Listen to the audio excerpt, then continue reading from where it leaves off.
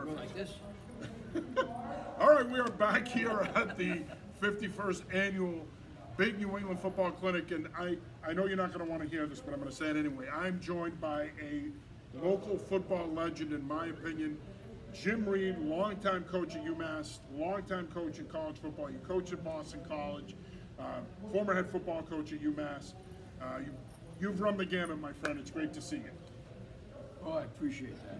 Thank you. And you know, you talked about all those experiences. I'm just going to say this to you. What really changed my entire life was high school football. You know, Jim McKinnon, high school, hand cutting.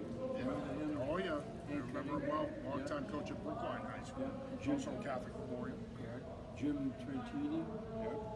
who unfortunately was on the second plane that hit the World Tower. Yeah. I mean, it changed my perspective of life. It changed my path. Football was just a tremendous influence. It is, and that's why we say all the time, right? We call it the greatest game in the world because we know it starts with what it's done for us. The game has done so much for us, and when we give our time to the game, it's us giving back to the game at events like this. And to me, you're a prime example of people who give back to the game because you know you have lived this game. You've seen the highs, you've seen the lows. You've been a head coach, you've been a coordinator, but it doesn't matter. You love the game. You're passionate for the game. You mentioned high school coaches. Anybody who's anybody in New England, especially in Massachusetts, they know Jimmy Reid. Well, I don't know about that, but I can tell you when I was recruiting for University of Massachusetts, coming back into Greater Boston League, Moody Sano, Everett coach. I mean, we saw him almost like as a god when we played against him, you know, and to sit down and talk with him about that, I mean, it was just unbelievable. Remember the old Greater Boston League? It was Everett, it was Chelsea, it was Revere, and it was the Quincy's, both of them. Medford Malden was like the biggest event of your entire life. You know, I mean, it was just amazing. I mean, and you know, it affects you when you have a coach that has a perspective of life and he gives you that perspective, and then you can vision it and then live it. It's a game changer for your entire career. It is, and you mentioned the high school coaches, and one of the things that I've always been impressed with you is it didn't matter if you went to a school, you took the time to get to know the coach. You took the time to get to know the kids. I remember when I was the head football coach at Norwood High School one year, you came in and talked to me and Brian Martinelli, Jack Martinelli's son, and we sat in Brian's room for a couple of hours and you just told stories and we talked high school ball and college ball and everything else. And I think that's what people remember about you and know about you, that when your name comes up, it's that connection you've made with them. You've never been, sometimes, let's face it, coach, you know this, sometimes big-time coaches, college coaches, they might think, I'm not recruiting that school, I don't really need to invest my time in that coach. That was never you. You always took the time to get to know the coaches. Well, I've always appreciated, you know, my high school coach, but you have to go back also to have an appreciation of what Dick McPherson and Walt Abbott were, which were, hey, when you go into Boston, these are places that have some prospects that we're interested in. But in between, you get to there, Massachusetts, New Hampshire, Maine, Vermont. You know, people talk about Vermont. When I was at UMass, we had like 4 or 5 great football players from Vermont. Greg Sprout, John Beerworth, Dan Sharon, and that, I'm sure I'm leaving out some guys. Jerry Green. I mean, these are guys I still talk to. And that's the thing with Vermont. People automatically assume because there's no D1 program in the state, they play really good football. I mean, their Gatorade Player of the Year this year, you can name Orion Yates. Terrific player. His grandfather played for the Patriots, so terrific young man, terrific player. So there's some good football being played up there. But you mentioned Walter Abbott. I mean, he was at Maine. He's still with us. Yeah. I mean, you know. I talk to him about every couple of, maybe 3 months or so. We give him a call. In fact, there was a number of my teammates from Maine that went up. I couldn't go, but they went up and took him out to dinner. He's terrific. You know, Barry Greener, who was the coach at Walpole High School. Barry I played played for with him. him. Yeah? At Maine. Yeah, I remember Great that. I had- wrestler too now. Yes, yes. Yeah. Big weight. He's a Weymouth guy. Yeah, that's so yeah, no, and that's just it. You know, people don't know how good that football community was here for years. You know, guys like Joe Ukika and some of these guys. You know, Walter Abbott, you mentioned yourself. Like, and the thing is, it was always an open door policy. So for young coaches like me, it was great. Yeah, and don't forget, like, we had at Norwood, and then we had John Lee at Walpole. His son Brian's one of my best friends. I mean, I coached with him for years. Yeah, that's exactly right. He's been down. I love going in to his high school, Brian's high school, just talking about him.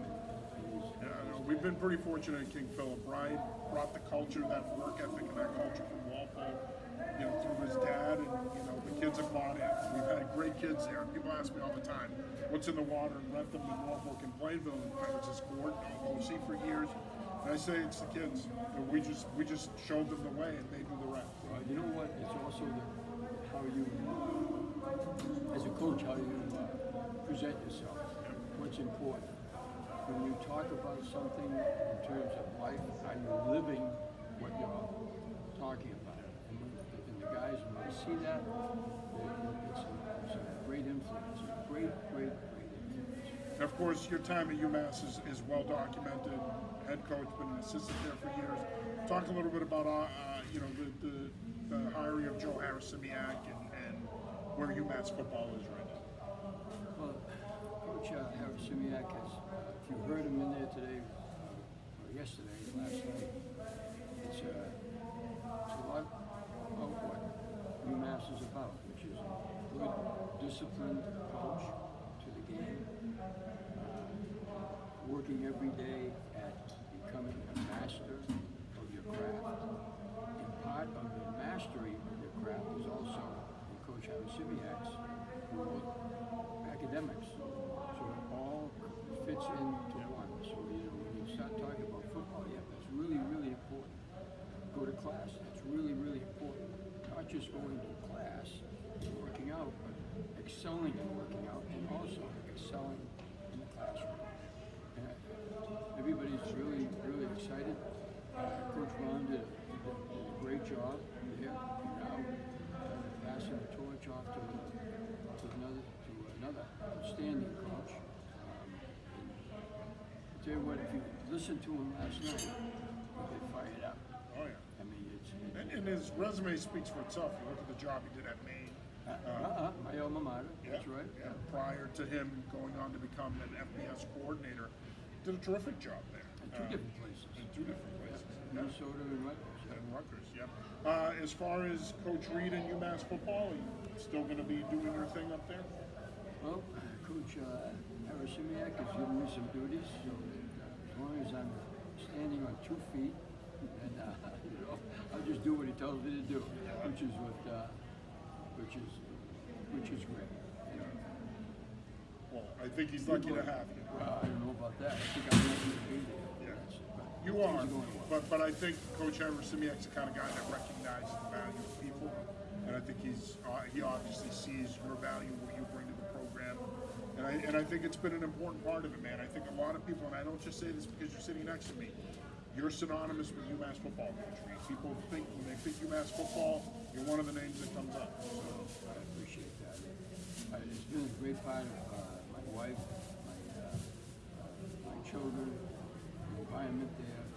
It was just, it's been an amazing experience. It's been an amazing life, as it has this clinic. no, phenomenal. And I wanted to wrap up with that. Yeah. Just some thoughts on the clinic. I mean, Keith, Terry, Kyle, they do an unbelievable job. This clinic is, as I said earlier, it's been a staple for coaches in New England for 50 plus years now. Talk about the clinic and what it means to football in the area. Well, first of all, we're diving into the history of the clinic, back with Chet O'Neill and Bob Moran. And I think the first time I spoke at this clinic, it was almost like a chapel next to a church. You know, it was like, I think it was downstairs. I think there were like 30 people there. It was, I think, in the It's come a long way. Yeah. And now look at it. I mean, you know, over 600 coaches. It's crazy. And I started coming in the mid-90s. It's grown from that. It's crazy how much it's grown. when you sit into the lectures, I mean, they do a great job picking you. So if you're a young coach and you were coming in, you'd be excited Oh, someday. it's an unbelievable lineup. And I think that the demonstrations Oh, here awesome. were terrific. And that's unique to this clinic. You don't see that with other clinics. You might get it with on-campus clinics, but you don't see it with, I know that Glazier has done it in the past, some of these other ones have done it, but this is a really cool part of what they do here. And how important it is. I mean, come on. Liam Cole. Yeah. You know what the NFL is doing right now? Right. And for him to take time out Right. as a head coach. Free to come up agency here and starts do- tomorrow. Correct. I mean, Yeah.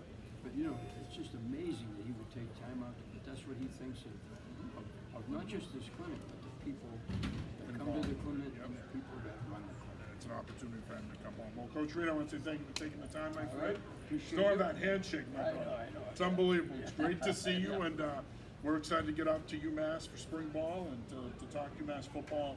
It's what we do. So, and it's people like you that have inspired us to do what we do, and that's why I started doing the Football Journal in 2019. I wanted to have an opportunity to tell the story of New England football, but to also do it through your lens. People like you who have given so much to the game in this area for a long time.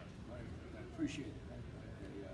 You have no idea how much I appreciate what you do and how you do it. Thank you. I appreciate it, Coach Reid. It means a lot coming from you, my friend. Thank you. Jim Reid, UMass football coach. We'll be back with a couple more interviews here as we wrap up. Thank you. Thanks, Coach.